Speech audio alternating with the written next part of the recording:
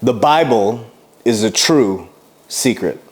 I read The Secret back in 2000, it was December 20th, 2006, after committing suicide.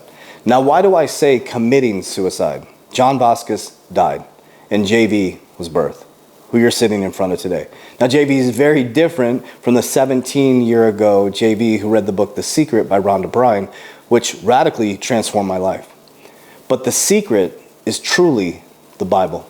Now, why do I say the Bible? Because I believe it's the greatest book ever written. I don't see it as a history book. I really struggled when I first went into a non-denominational Christian church and I got presented a Bible.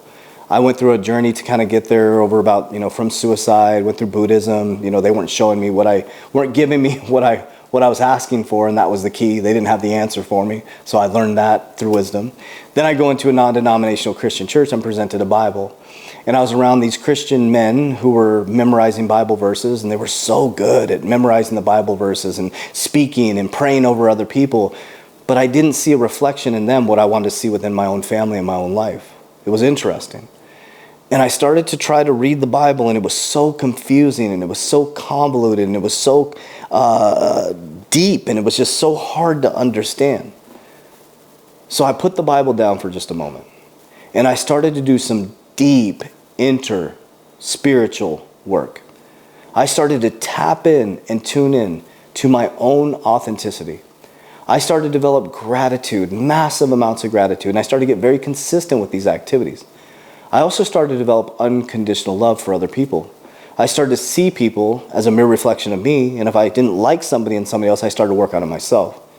And as I went through this spiritual journey over the past 7 years, as I started to pick the Bible back up, it took on a whole different life. I started to see things that I couldn't see before. I started to see that the Bible is a living, breathing organism. It's not a history book. It's a book of humanity. It's a book of creation. It's a book of lessons that if you truly read them and you're working harder on yourself than you do anything else, the secrets will be revealed. I'll give some examples through paraphrasing how I applied these to my life. These men are fishing in a boat. The greatest person who ever walked this earth, Jesus, Christ Jesus, Yeshua, his name was Yeshua, is standing on the water.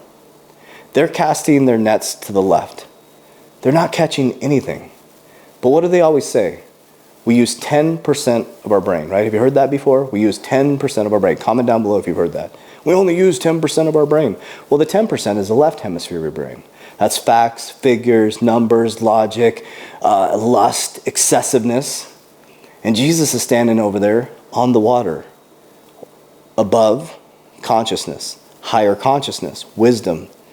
And he's like, man, look at these fools. They're casting their nets to the left. He's like, psh, cast your nets to the right.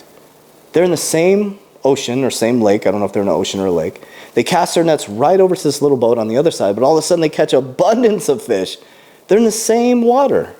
Jesus is standing above that water in the higher realm of consciousness with wisdom. They grab their nets and they bring up 153 fish. Well, why 153 fish? 1 plus 5 plus 3 equals 9. 9 is the highest level of consciousness. That's interesting. So if you go down to 9, you curve down to the left. So they catch an abundance of fish. And then one of the disciples goes out on the water. He convinces him. He gives him the confidence.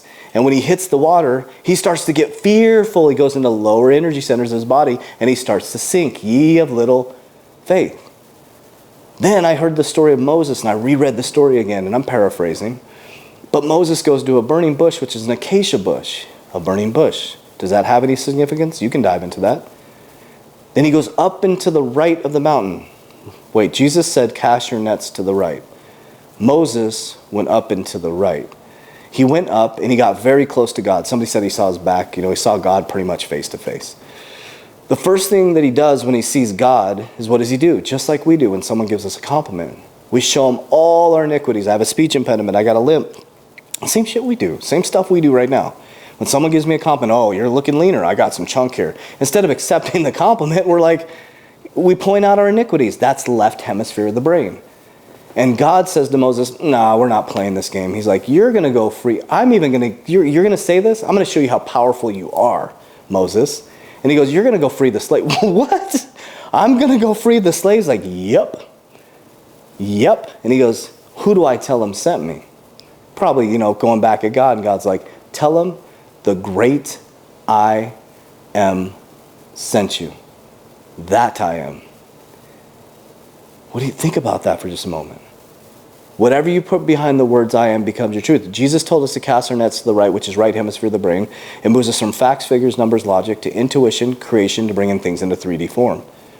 It's our creative state of mind. Jesus said to get in the kingdom of heaven is to be like these lowly children because they don't have a conscious mind. They're operating in the right hemisphere of the brain.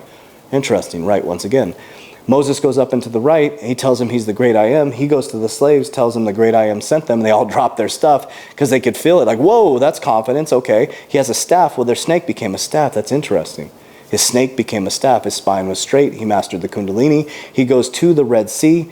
I've never seen anybody part the Red Sea, but I have seen people open up the mind and awareness of the possibilities. And I have seen the egotistical, closed-minded people get smashed on. But then these people, he frees them and they go out into the desert, key desert, research desert in the Bible. The desert, they're free now. They're no longer slaves. You would think they would be super grateful and higher frequency. And what they say is, what did you take us to? We're in the desert. He says, ye of little faith. And then God said snakes to bite them.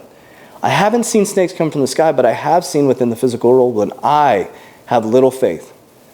When I'm complaining about all the things that God did for me. And guess what happens?